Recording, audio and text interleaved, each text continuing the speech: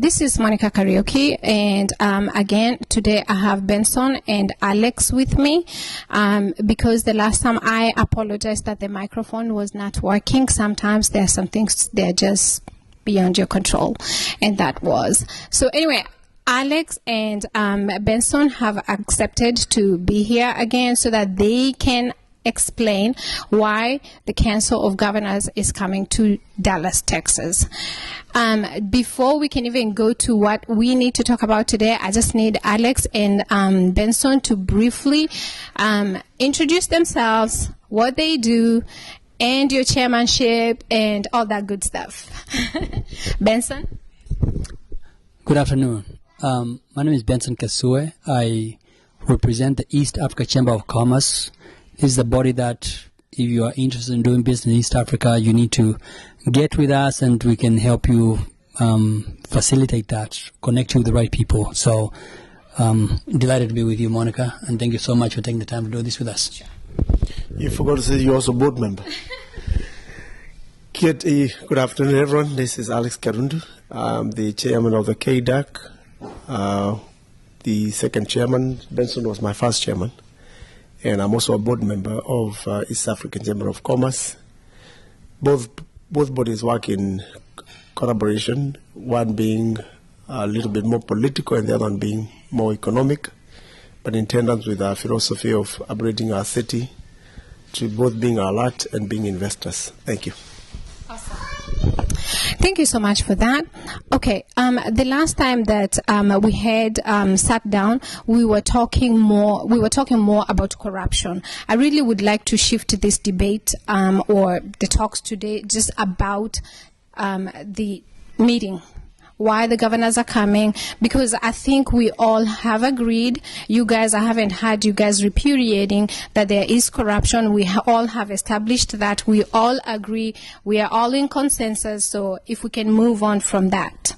Is that okay? I think that's a good agenda. Okay. So how about then, Benson, you start by telling us why the governors are coming to Dallas. Okay, so the governors are going to be coming to Dallas to attend an event that we've organized. They're not just coming into Dallas all the way from Nairobi to do this event. They are traveling to Dallas from the National Governors Association meeting that has been, they've been invited by the U.S. National Governors Association. And while they are here, we decided to take advantage of their presence and organized an event that we think is fitting for the community, called the Unity Conference, Diaspora Unity Conference. Our community is divided here and across the pond back in Kenya, and we intend to unify this community, and unification starts with dialogue, communicating, talking to see what is dividing us, digging deep in diaspora and trying to find out why is that discomfort when people start talking about government, business, and so forth. So they're coming here to be take part of that conference. It's a one-day conference, and we have a really good agenda for all of them. It's not a place where you're going to be yelling at one another or being preached at. We'll be having a dialogue, a conversation, meaning we're going to engage through panel discussions. We'll have the diaspora represented in all those panel discussions, and the Council of Governors will be led by His Excellency Joseph Nanok, the Chairman of the Council of Governors of Kenya. Okay. All right. Okay, Alex, I know I asked you this question the last time, but if you can just go back to it, why Dallas? Why not anywhere else? I know you guys are so proactive, in getting the governors here, getting other officials to Dallas, but why did they really choose to come to Dallas and not anywhere else? Thank you, Monica. And even before I answer your question directly, I want to add one item that Benson mentioned, but I think we also need to add value to it. When you're talking about unity, we're not just talking about unifying the different opinions, because different opinions must be encouraged, whether they be divergent or whatever. We want to believe our democracies at a time when we really need to discuss. The word unity in our concept is unifying the diaspora and the Kenyan community vis-a-vis the opportunities that are currently available in Kenya. The devolution has brought quite a variety of aspects that previously were not in our structures. And there's a disconnect between the way the diasporans invest in Kenya, the way they think about politics in Kenya. I understand, and we understand, we're cognizant that not everybody has a chance to have traveled to Kenya since the new constitution. So pretty much we're bringing everybody to speed. And why in Dallas? Number one, Dallas, as we know it of today, has the largest diaspora community out of Kenya. Yes. That's a fact. Two, Dallas is a convergent and central area in American geographic. It is a hub of activities. Three, as a Kenyan communities, Dallas has the most pragmatic and structured leadership that is known to go beyond any divisive. And that having in mind, we're also cognizant of Dallas community has been very resilient and supportive of a community building agenda. So we think this city is a prototype of how diaspora should be. Does that mean we don't have different opinion? No, we do. Does that mean everybody is included? No. There are still those amongst us that have not come out to identify themselves as Kenyans. Our call is to give them a chance now, not only to come out as Kenyans and as diasporians, but also to see the bigger picture. And that's why we think Dallas is the place to be. Okay. So if we can just go into talking about the meeting, would you guys like to share what the agenda is? How are you holding this meeting? Is it a town hall meeting? What is it? What do we expect? Anybody? Benson? Yeah, so it's a town hall meeting, sort of. Mm-hmm. It's going to start with a breakfast in the morning from 7 to 8:30. And after that, we're going to go into our first session, which will run from about 9 o'clock till lunchtime. Okay. The session will we'll have several governors in it, mm-hmm. and several diaspora representatives in it. The purpose of that session is to discuss different options that we have that can help start this conversation and direct it properly to where those who are here in the diaspora become a part of the solution, not a part of the problem. Also, the governors become a part of the solution, not about the problem. Okay. We're going to go through that, and then we're going to have lunch. We're going to break for lunch. And during lunchtime, we'll have some various activities, just two or so. And then we'll go to the second session, which will run again to the evening. And again, we'll have participation from the diaspora and the governors, and there will be some senators who will be participating in that particular panel. After that, we're going to break just for a little bit and go through the climax of the event, which is to be a dinner gala, and we'll have a keynote speaker, and we'll have a party and celebration. And in that, we're going to issue some statements. During the day, we'll have people collecting data and information, and they will issue a statement, basically a path forward. What do we do now with this meeting? It wouldn't be profitable for us to just go there and meet and talk, and then we have nothing to take back. There gotta be a resolution that can be arrived through by consulting the governors and the diaspora representatives, and then try to figure out how to move forward. That's how it's going to be laid out. There's a cost to this event. It's $20. The $20 will cover the breakfast, lunch, and dinner. And so the rest we're going to supplement by just raising funds, and so that's what's going to be laid out. Anything, Mr. Chairman, would like to add? I think you said it all, but in a more specific look through, we have two topics. One of the topic is the challenges or the gaps that inhibit investment of diaspora to our country. We'll discuss that. Whether it's going to be us guys telling them what we think and them telling us what they think and finding a solution, real solution, where policy guidance will be issued. And like Benson said, at the end of the day, we'll have rapporteurs At the end of the conference, we'll have a joint statement issued and shall be aired here by local news, including our own Echo News. But we'll also have that statement read in our Kenyan news. We want to take the debates beyond what has been the tradition. People coming from Kenya telling us or creating a green, beautiful picture, and then everybody claps and go home happy. No. We want to identify real issues that will be transformative. It will inspire people to see the right picture on how to invest. Later in the afternoon, we'll have a discussion about cultural and political issues that also joined the two communities. And again, it will be repeated the same process. We'll have rapporteurs and statement issued. We want this to be a beginning. This is the beginning of this nature of diaspora. Again, it's the first Unity Diaspora Conference out of Kenya. We've had others happening in Kenya, where they either held by the diaspora desk at the Foreign Affairs, through the minister, through the president office. But now we want to bring the debate in the diaspora where it matters. We want people to debate their politics and their investment value in Kenya as Kenyans out of Kenya. And we're excited about it. Yeah. I appreciate that. What is expected of everybody else, the audience? What kind of questions will you guys be accepting? Are you going to be vetting, screening those questions before they are asked? Can you clarify that? Because that has been a question for a lot of people. Good question.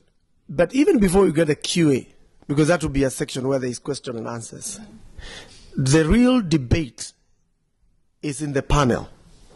We have selected every panel that we have diaspora representative, two of them at minimum. Diverse. Very diverse. We're not only looking at Texas. We have invited panelists from out of all states. And the spectra that we have used is looking at the data, where activities have been concentrated. We are censoring the people that are going to be involved. We want people who are coming not to be very pedestrian in their thinking. We want people who really have been in the business of creating a diaspora as we know it. Then we have governors and senators. These are policymakers in their counties and the oversight. We even actually have an MCA. So the real debate in the panel would dictate the quality of discussion. After we finish that, when we come to Q&A, the floor is open.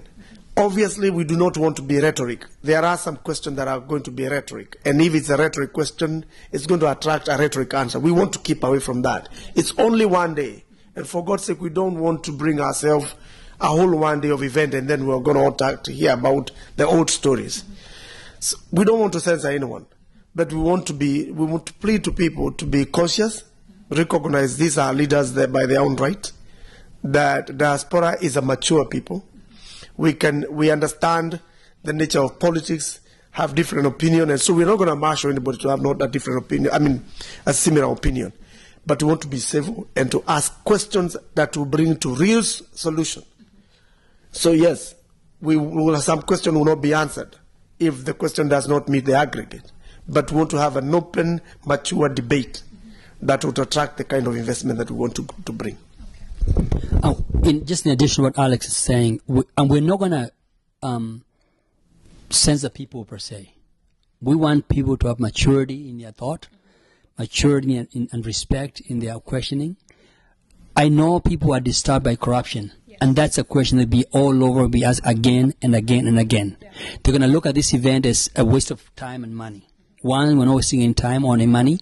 We're taking advantage of these people coming over here, and we're just riding on them while they are here to have this conference. Is very vital. It's the first of its kind when you're having that over 30 governors attending and meeting and discussing opportunities to unify our country.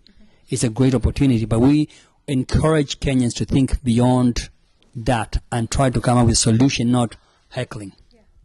Actually, if I may add, a snack view of what we're looking at. Think about AGOA. read about it, search on it, find the opportunity. The American government has allowed Kenya, among a few other countries in Africa, to bring over 2,000 products from Kenya. 2,000 products over. As of right now, we have less than 175 products coming from our country.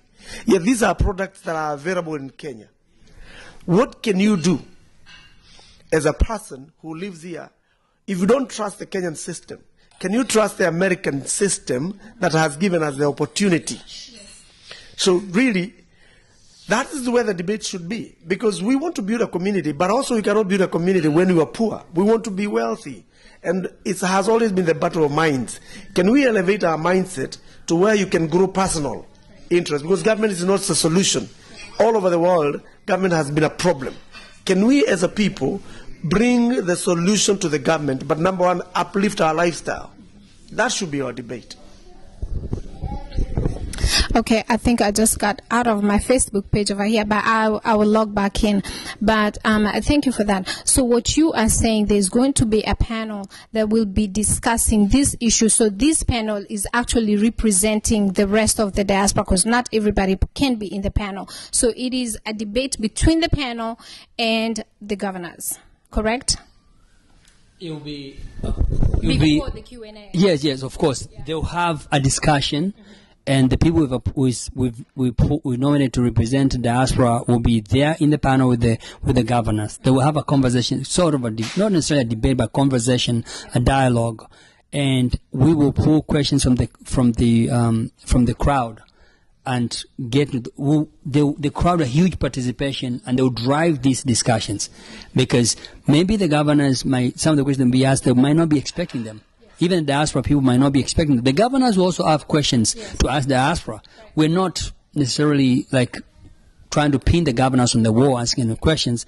Neither are they trying to do that to us. Yeah. It's a dialogue, a mature dialogue on how do we go through this experience and grow up as a country and make it better.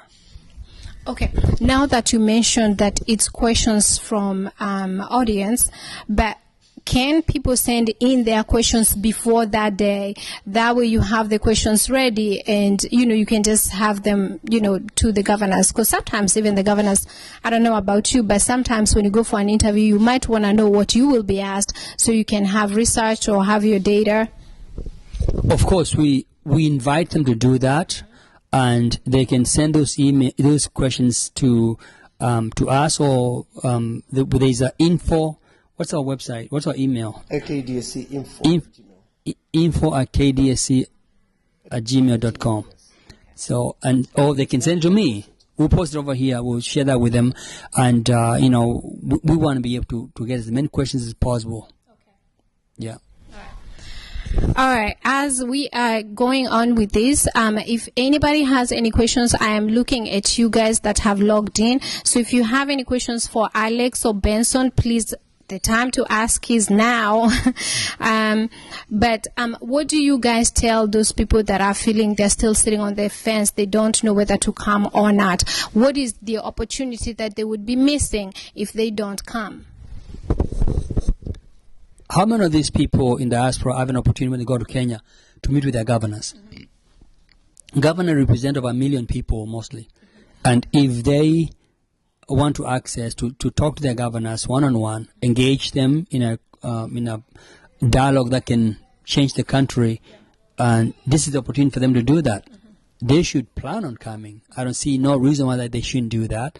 We are here to host them. We are polite, we are nice, and we'll be very happy to receive them. And so really, it's easy to meet the governors when you're here. When they go to Kenya, it's hard to meet them because they are bombarded with a lot of people. This is a terrific opportunity to have people engage their governors and ask them the hard question they think they're struggling with. We get a lot of questions, Alex and I, about the country. We are not elected officials in Kenya, but we're just diasporans like they are. But some of those questions are directed to the governors. It would be nice for them to come and ask those questions personally and get a raw data other than listening to us. Good point. I think basically you have something to do, but I've heard quite a number of people, just like you said, Monicah, with due respect, that there are people who see politicians from a very suspicious eye. And there are those that has been hurt genuinely from expectation. And of course, to whom much is given, much is expected. We have a reason to hold politicians and governors accountable. But I have a challenge accepting things to go the way they are on a few people that we have given responsibility to. Personally, I think those that are seated in houses or homes waiting to hear the few of us that has been champions of fighting for our community's agenda, I challenge them with one word. Politics comes from policies. Policies are the things that drives the way we live, be it from a social perspective, economic perspective, family's perspective. It's very important for us as Kenyans and as a people, whether we are American citizens or otherwise, to get involved in policy issues that lead to politics. And no wonder then we have people who are not necessarily interested in getting involved in school districts politics in this country. But think about if all Kenyans become active in our mindset about policies, and you just keep away from the politicians, but think about policies, then there'll be a good reason for you to come out and address the issues of policies. Unfortunately, policies are driven by politicians. In our case this time, it's the governors coming from Kenya. They have been elected by people. They are true representatives of our counties, and we're holding them every year at the minimum about 10 billion shillings to our county. How is this money being spent? If you're not interested in politics, come out and be interested how your money is being spent. That's my rallying call. Yes. Alrighty. I think another question that came out of the last time that we were talking, maybe you guys can address it. One person was asking if the governors are coming to Mexico, they are now coming to Dallas. Is that taxpayers' money? Do you want to address that? The governors are coming to, they've been invited by the National Governors Association of the USA. When you're invited, what happens? You're invited, you go to those events. They're funded by those people. So from there, they're coming to here to attend our event on their way home. Either the way they have to come through here. It's very hard to fly from Santa Fe, New Mexico, if you've not been there. You come to DFW to fly out, and we're taking advantage of that. It's a great thing. And I think people ought to look at, if they're looking for corrupt money to come to this city through that, that's the worst place to look for. There's no money. We are here to engage our governors. We're here to engage our leaders and talk about opportunities for uniting our country. It would be nice if Diaspora was speaking with one voice. Yes. There's a lot of little groups call themselves Diasporans. They have done nothing. They don't engage anyone, nobody owns them, but they want to be recognized. We're not here to even market ourselves that way. We're here because Dallas has a huge population of Kenyans, and we listen to them, we talk to them often. We have activities that we run throughout the year that keep Kenyans united here. That's why Kenyans want to come here, leaders want to come to Dallas. We are big. A lot of us are here. And so we invite those people to come in and stop the pettiness of being little, but work with us. We are here to help our country, to unify Diaspora, and to make Kenya better. Absolutely. Monicah, I heard you ask whether there is a taxpayer's money. Mm-hmm. That question has been politely answered by Benson. But I say, and I'll repeat again, democracy is expensive. The attitude that we attach the cost has more meaning to the results of democracy. If you check the government of the U.S., when we hear a president of the U.S. is traveling to Kenya, the moment Air Force One lands in Kenya, there are other almost 10 planes that is landing with the president. It could be one-day event. And I know it's nuts for anyone to imagine that I'm comparing Kenya with the U.S. It's almost immoral to think like that.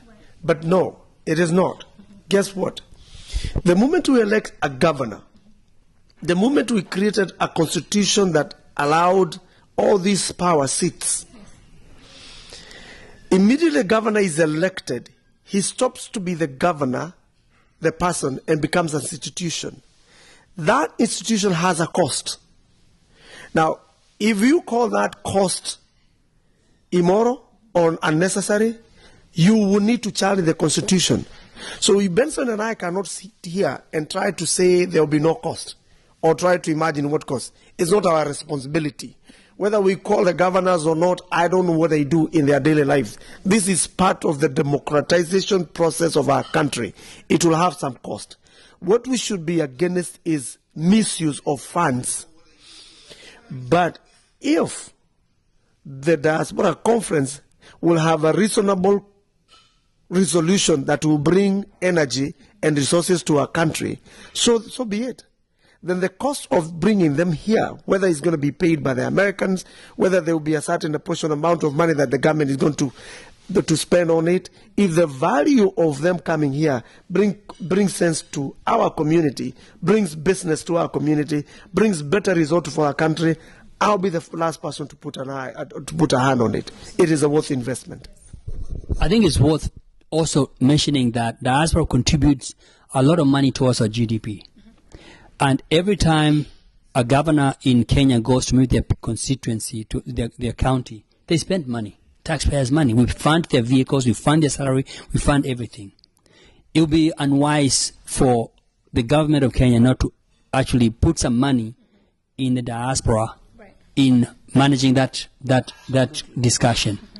Because we are also Kenyans. We contribute to the economy way more than other counties. Our money that we transfer every month to Kenya is quite a bit. Of 100 billion. Yeah. And so what is it if we want to have a conversation with these people to talk about issues that face us, that unite us, that affect our country? It's okay to spend money. And not a single governor moves without spending taxpayers' money. It's unwise and idiotic to think they don't. Because that's the nature of the game. Once you become industrial, it's like being an accountant like me. I go and work and I charge me for what I do. Yes. They pay me. Yes. When I move, I spend money. Absolutely. I spend money to come over here. Yeah. Who is paying me? Nobody. Nobody pays the chairman. He's not paid. No, I wish I was. I've asked him for salaries refused. One day I will charge. No, I'm kidding. But really, we do this purely philanthropically. Nobody pays us. We do it because we care about our country, we want a better Kenya. And I wish all those people who whine and complain can put a foot forward and lead and become a part of the board. We're looking for people that can become members of the board with good ideas and become leaders. None of them want to spend a single hour serving the community. Yes. So they can just shut up and let's move on. All right. Okay. I don't see anybody that has asked any questions as of yet. But I do see people from Britain. Oh my God. James Njogu is from Great Britain. Oh, that's nice. Oh, wow, yes. All right, and I see my good friend, Honorable Jacob Masharia. Okay, so we do have a good audience. But anyway, can you tell people about registration, how they get their tickets, and how we get to the event? Okay, so let me just repeat. The event is going to be on July 23rd at the Holiday Inn of 75 and Campbell in Richardson, Texas. We're going to start at the panel discussion about 9:30. To get these tickets to the event, you can go to Eventbrite. We're going to post it here with a flyer. Yes. We're going to Eventbrite and buy your ticket there. It's only $20. Bring your family, bring your friends. We're going to have also a local representative from Dallas, from the city, from the state there to listen to Kenyan dialogue. And so there'll be probably enough security. And we are very delighted to be hosted by the city of Richardson. But get on Eventbrite, and we're going to post the stuff here, the link for you to buy your ticket. And once the tickets are sold out, we won't have any more room. The event is free. Mm-hmm. It doesn't cost anything. But if you want to be able to sit down and eat, you're going to pay $20. Okay. So people have been talking about this event being charged. Why we're being paid to talk to governors? You know, the governors talk to you for free. There's no cost to it. But you're going to be able to eat lunch, breakfast, and dinner. You're going to need to pay, and the seats will be only given to the first people that pay for the event. I do see a question here. Are the governors looking for opportunities to partner with individuals and companies to promote various Kenyan-based businesses? That's a beautiful question. Who asked that question? Felix, that's a wonderful, wonderful question. And I'm glad that that question captures the intent of the meeting. The governors are here. Number one, they are politicians, so there is a political implication. They want to see their constituency, they want to see their influence, the diaspora's influence towards their political agenda. The diasporans are here to tell the governors our interest, our number one interest. A majority of us are economic immigrants. The reasons primarily that we left our countries has an economic angle. So anybody that want to benefit the highest must have that idea in mind. I was hosting the governor of Nyeri yesterday, and one of the idea and one of the topics that he brought in from the great county of Nyeri was the availability of opportunities in Nyeri for diasporian in mirror with the political agenda of the ruling government. We know the president has identified 4 pillars: manufacturing, housing, health, and food security. If any of us has an idea of how to invest it anywhere in the country, regardless of which county you come from, just because I come from Kiambu County does not limit my investment in Voi. If you have an idea that you have learned out of this environment that we've lived in, and you want to invest that idea in any county in Nairobi, or in Kenya, this is the moment. So Felix, yes, from governor's yesterday's meeting, he took quite a lot of ideas from people. I saw some contracts being written by individuals who want to visit Nyeri and find amongst the houses that are being built in Kenya. Nyeri has about 10,000 houses to be put in the next 5 years. I heard yesterday individuals who just want to put 2. And the Nyeri County is giving a guarantee of investment, a government guarantee from the central government that that house will be bought. What an opportunity. So now we have already removed the risk factor of sending somebody to go do some due diligence somewhere, and now we are coming to do that directly to the governor and to the government. These are the opportunities we think people should get involved. Nobody is too big or too small to invest. Let's come with ideas. Let's challenge the governments, the 47 governments, to uphold our values. Like Benson rightly said, we're sending as a diaspora about 100 billion Kenya shillings. What are we getting from it? How can we turn around this money from just being gifts to our families to a real investment that will mean after 50 years or 30 years of living in diaspora, I can go home and retire honorably with a profile that gives me security and future for my children. That is a debate. All right. I want to take another question from Patrick Kenyua Prince. The Diaspora Unity meeting with governors is a brilliant idea. I have 2 issues that I would love to be taken into account. I'm just going to ask you one question at a time. How are we as Kenyans set to benefit from the impending direct flight from Kenya to US, and how can diaspora community tap into that in terms of trade between the 2 countries? Thank you very much for the question. Just for your information, I'd like to brag about this.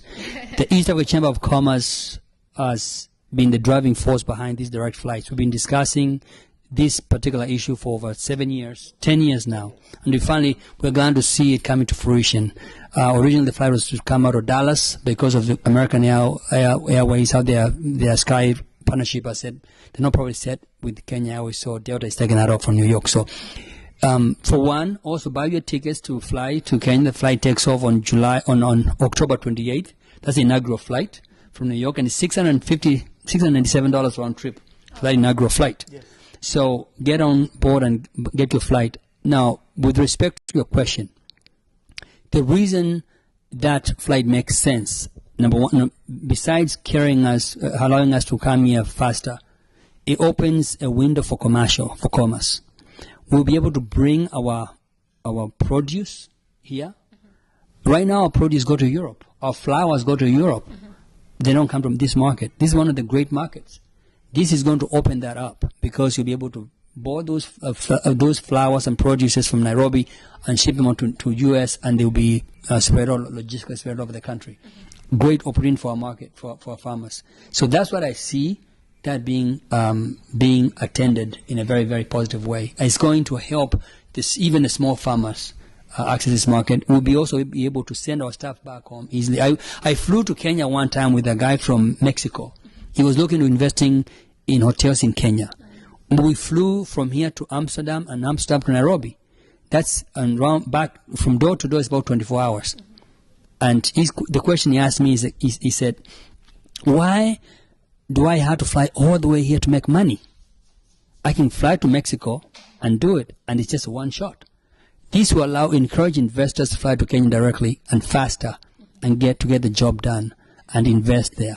Anything you want to add? Yeah, that's a brilliant idea, and I love the question, like you said. And not to correct you, but also to clarify that our flowers get to the market of U.S., but it does not come as our flowers. Guess what? Kenya is among the 5 leading country producers of rose flowers. But what happened to our flowers? They are bought by the Netherlands. So they fly to the Netherlands. Netherlands auctions the flowers to the world market as their product. So I'll not be surprised that the flowers we buy from Walmart and that come from Naivasha. But who has labeled them? The Netherlands. If you go to Kenya today at the Jomo Kenyatta, we have white-owned godowns, warehouses. That brands our product. When it's leaving Kenya, it is already branded as owned by other people, not us. So Benson said it right. Now we have a chance to bring our product directly. We can add value to our products back in Kenya, increasing the employment, and bring that product directly to here.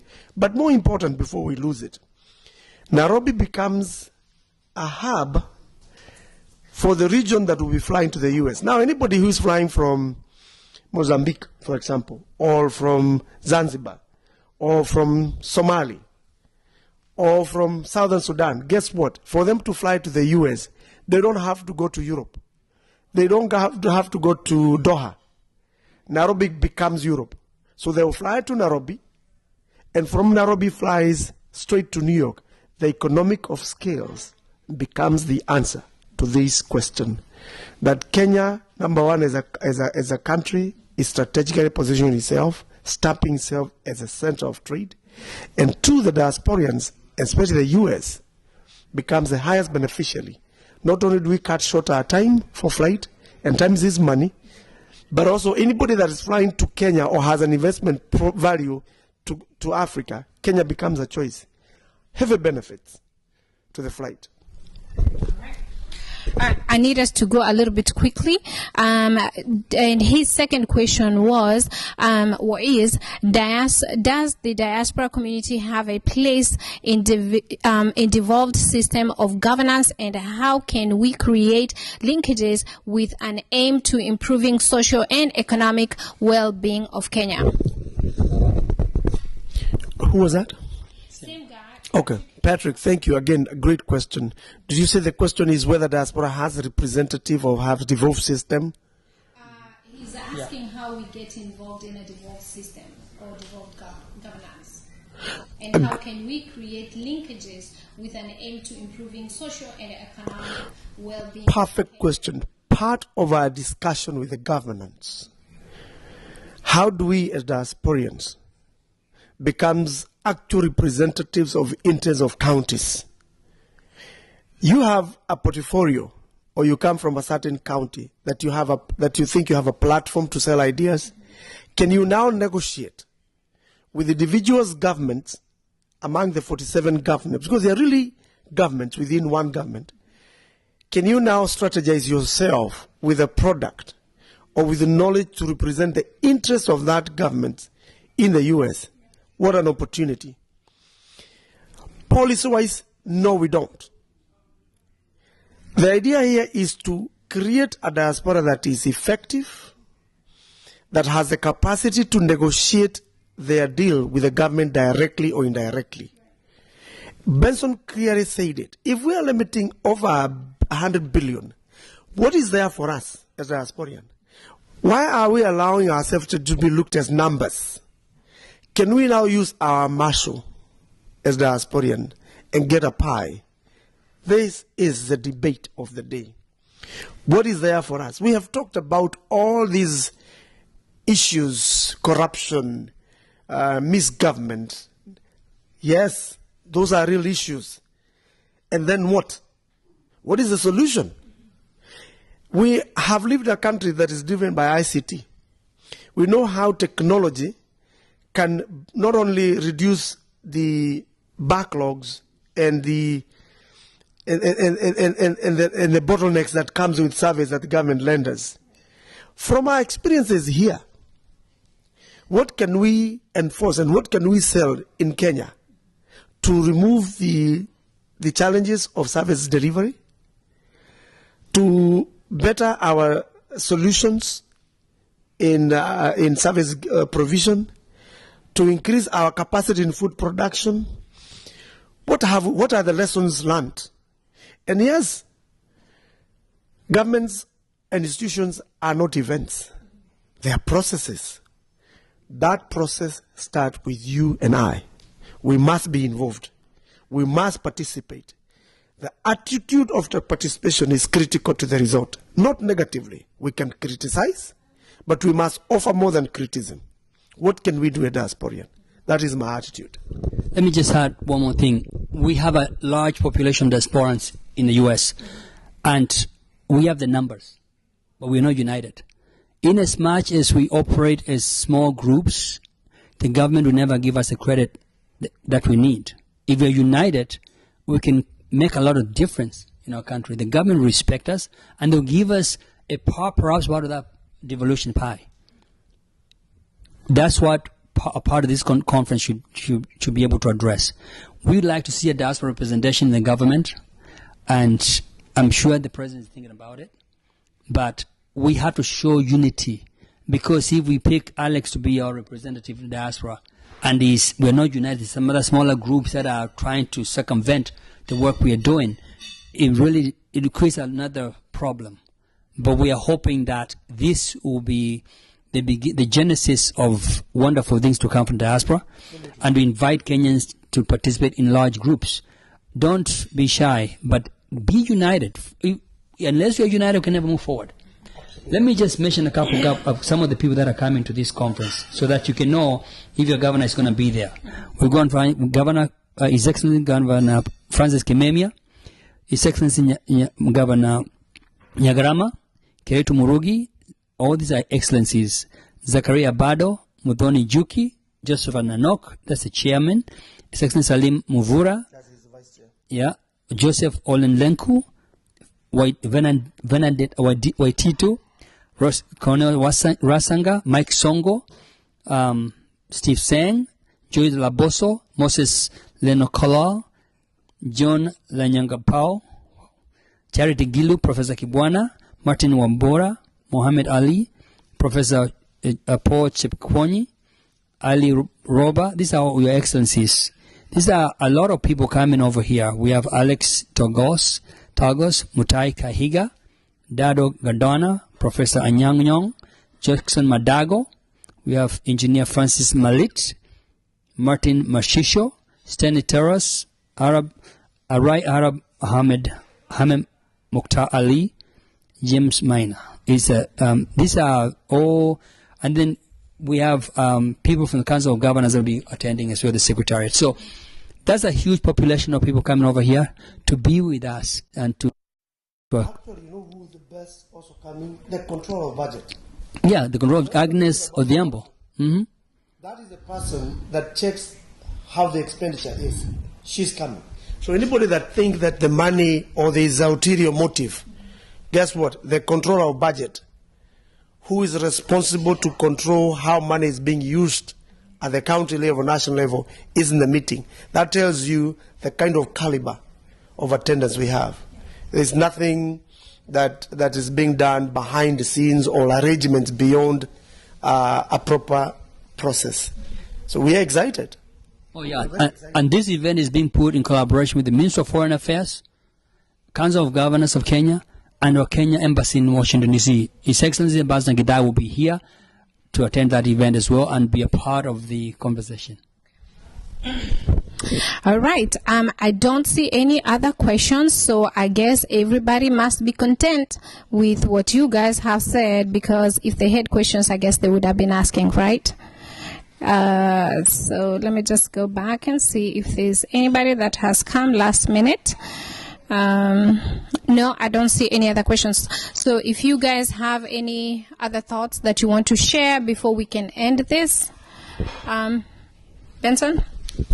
Yes, thank you so much. I'd like to thank you, Monica and Echo Radio, for taking the time to sit down with us and address these issues about this conference.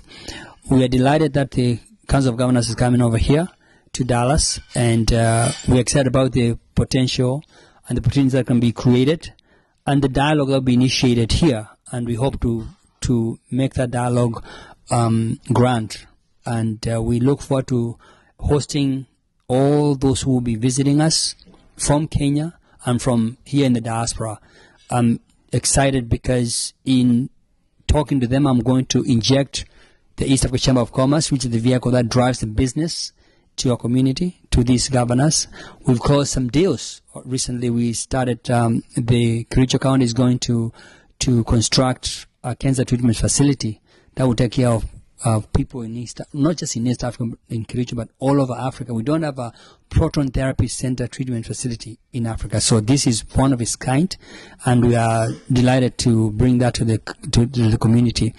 But really, other than that, I'm grateful to be working with the chairman, who is very able and capable, Alex Karundu. It's been a pleasure being with you this afternoon. And to that, I have posted the link for you to buy your tickets. While they last. And we look forward to seeing you on July 23rd, and pass the word to everybody. Thank you so much. I guess this is the last comment? Yes, sir. I want to look straight to the eyes of a diasporian and have two items. Number one, we as the leaders of diaspora value what you have done so far to support our agenda.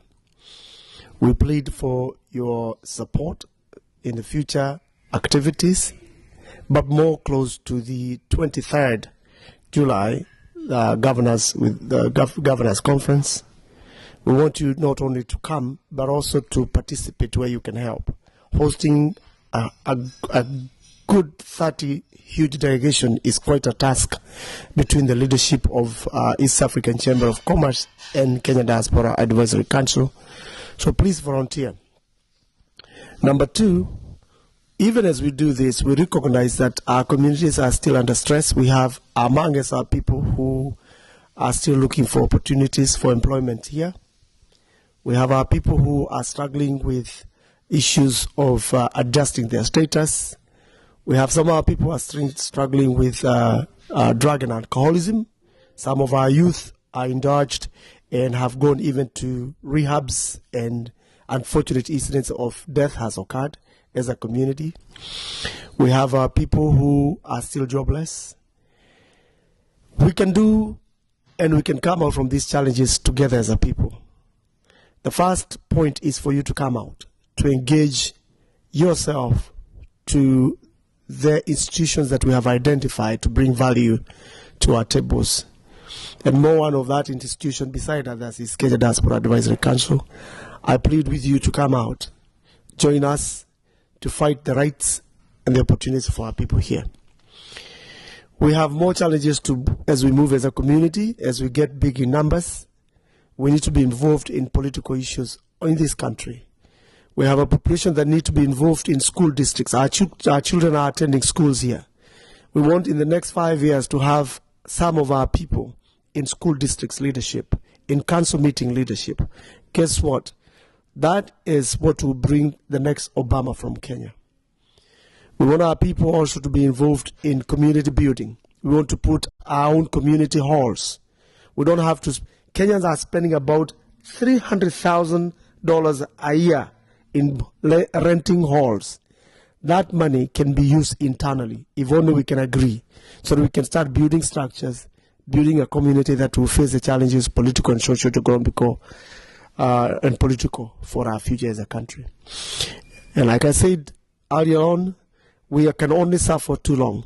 Benson has served as the chair of this body. He retired. I was elected, and the word is elected. I'm serving my last term. Is this my last term? Maybe I can add now. I'm on my last term. Please come forward. We need leaders to be elected, but these leaders must be tested. They must be tested that they have the interests of the community at heart. My plea again, come forward. Let's build a community. Let's start putting a legacy. We can live beyond our name. Our names can live beyond our graves. Thank you, Monicah and Echo, for being in forefront of putting agenda for our community. And we pray and plead that we'll continue to support your endeavors.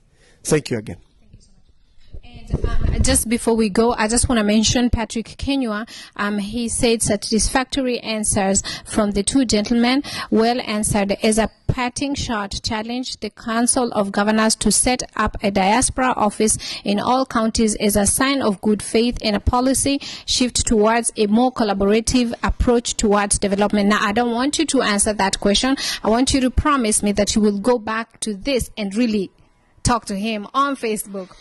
Benson is good at it. I'm asking you to do that. I've noticed your mic, but I promise to follow Benson soon. Okay, so I can assure you that I know Makueni has one. One has a diaspora desk. The woman has spoken to. So each governor had to have something, and I don't. Maybe they do, maybe they don't. But I know Makueni has one. Okay, Patrick, Alex, and Benson they've promised me that they will come back and type their answers there. They will address you later on. So, yeah, and they will bring it to the governors as well. So, anyway, you've had it. Everybody, this is your chance to come and meet your county governors. So, don't miss this opportunity. It only happens once in probably a very long time. Probably won't happen again this year. So this is your opportunity. Come and say all those concerns that you've always had. You know, saying them on Facebook, maybe nobody's ever going to hear you. But if you can come and talk directly to the governors, most probably you'll make a dent to, you know, developing the country in a good way. So anyway, until next time, this is Monicah Kariuki. Again, attune to Echo FM for so many other shows. Until next time, bye and thank you for tuning in.